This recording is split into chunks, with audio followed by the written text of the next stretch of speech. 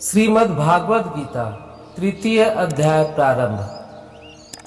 अर्जुन बोले, हे जनार्दन, यदि आपको कर्म की अपेक्षा ज्ञान श्रेष्ठ मान्य है तो फिर हे केशव, मुझे भयंकर कर्म में क्यों लगाते हैं?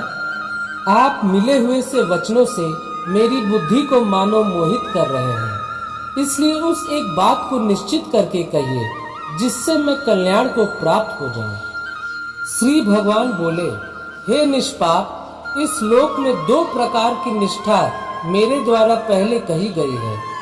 उनमें से सांख्य योगियों की निष्ठा तो ज्ञान योग से और योगियों की निष्ठा कर्म योग से होती है। मनुष्य न तो कर्मों का आरंभ किए बिना निष्कर्मता को यानी योग निष्ठा को प्राप्त होता है और न कर्मों के केवल त्याग मात्र से सिद्धि यानी सांख्य निष्ठा को ही प्राप्त होता है।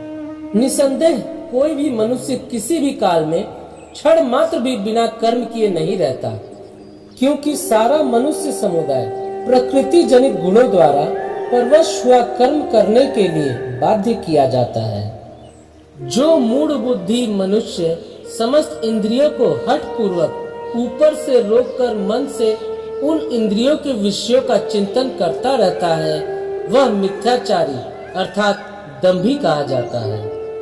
किंतु हे अर्जुन, जो पुरुष मन से इंद्रियों को वश में करके अनासक्त हुआ समस्त इंद्रियों द्वारा कर्म योग का आचरण करता है, वही श्रेष्ठ है।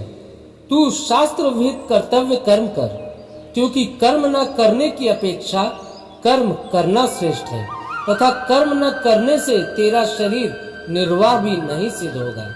यज्ञ के निमित्त किए जाने वाले कर्मों से अतिरिक्त दूसरे कर्मों में लगा हुआ ही यह मनुष्य समुदाय कर्मों से बंधता है। इसलिए हे अर्जुन, तू आसक्ति से रहित होकर उस यज्ञ के निमित्त ही भली भांति कर्तव्य कर्म कर।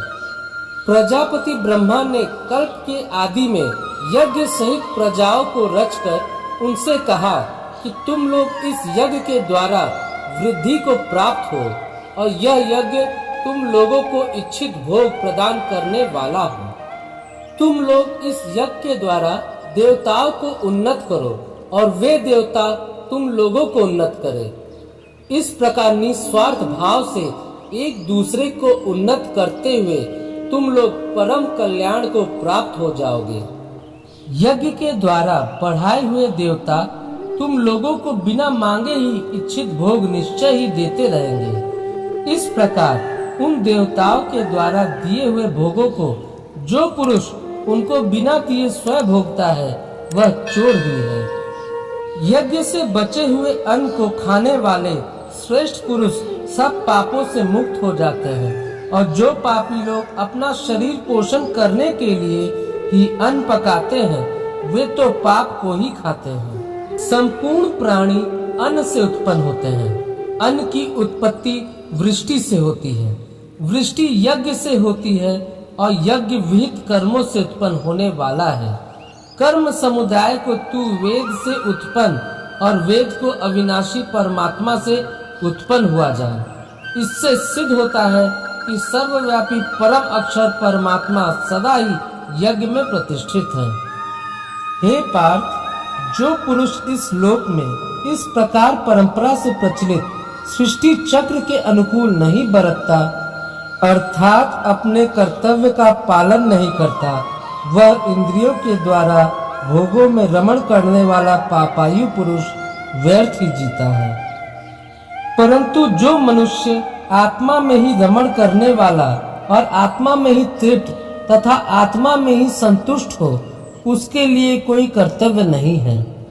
उस महापुरुष का इस विश्व में न तो कर्म करने से कोई प्रयोजन रहता है, न कर्मों के न करने से ही कोई प्रयोजन रहता है, तथा संपूर्ण प्राणियों में भी इसका किंच मात्र भी स्वार्थ का संबंध नहीं रहता। इसलिए तू निरंतर आसक्ति से रहित होकर सदा कर्तव्य कर्म को भली भांति करता रह, क्योंकि आसक्ति से रहित होकर कर्म करता हुआ मनुष्य परमात्मा को प्राप्त हो जाता है।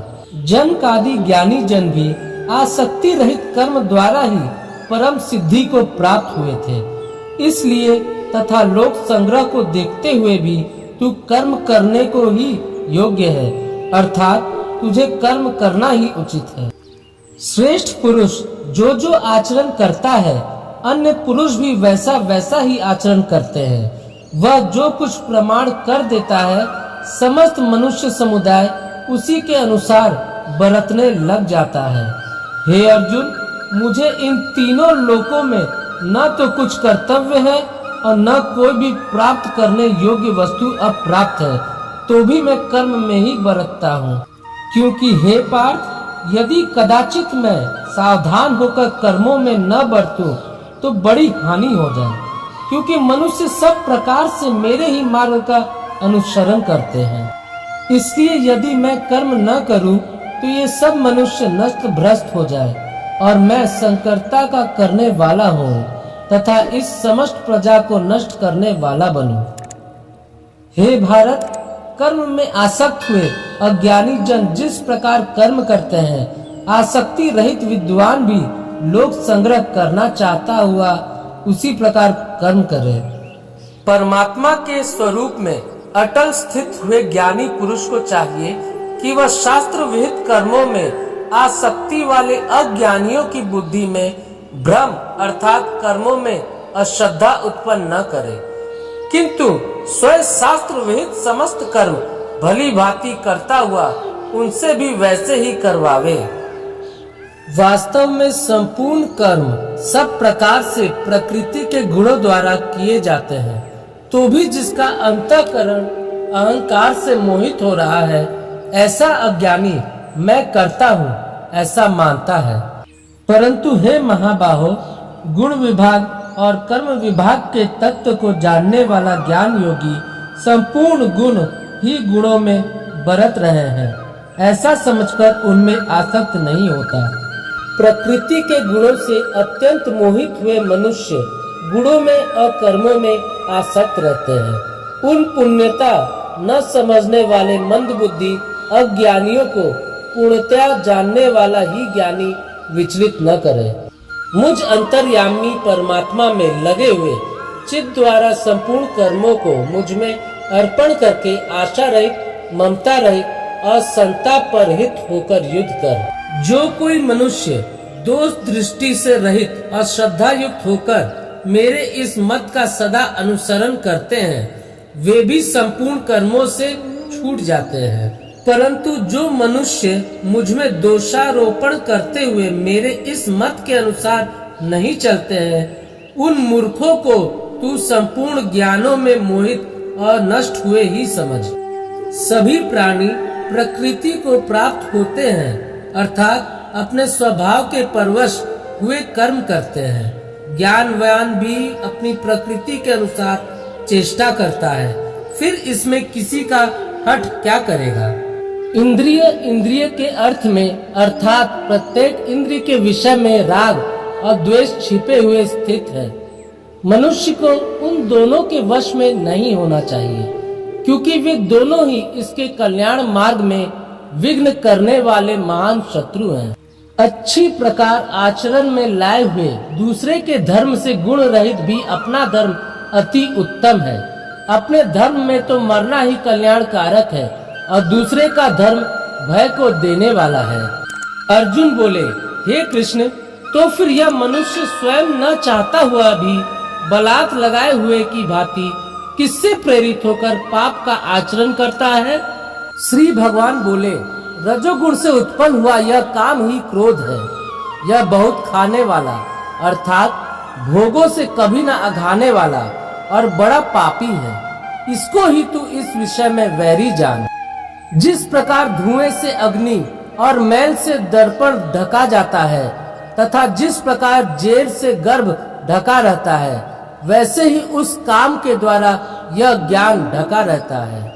और हे अर्जुन, इस अग्नि के समान कभी न पूर्ण होने वाले काम रूप ज्ञानियों के नित्य वैरी के द्वारा मनुष्य का ज्ञान ढका हुआ है। इंद्रिया, मन और बुद्धि ये सब इसके वास स्थान कहे जाते हैं। यह काम इन मन, बुद्धि और इंद्रियों के द्वारा ही ज्ञान को आच्छादित करके जीवात्मा को मोहित करता है। इसलिए हे अर्जुन, तू पहले इंद्रियों को वश में करके इस ज्ञान और विज्ञान का नाश करने वाले महान पापी काम को अवश्य ही बलपूर्वक मार डाल। इंद्रियों को स्थूल शरीर से पर यानी श्रेष्ठ, बलवान और सूक्ष्म कहते हैं। इन इंद्रियों से पर मन है, मन से भी पर बुद्धि है, और जो बुद्धि से भी अत्यंत पर है वह आत्मा है। इस प्रकार बुद्धि से पर अर्थात सूक्ष्म, बलवान और अत्यंत श्रेष्ठ आत्मा को जानकर और बुद्धि के द्वारा मन को वश में करके हे महाबाहो, तू इस काम रूप दुर्जय शत्रु को मार डाल। इस वीडियो को लाइक और शेयर करें। चैनल को सब्सक्राइब करके बेल आइकन जरूर से दबाएं।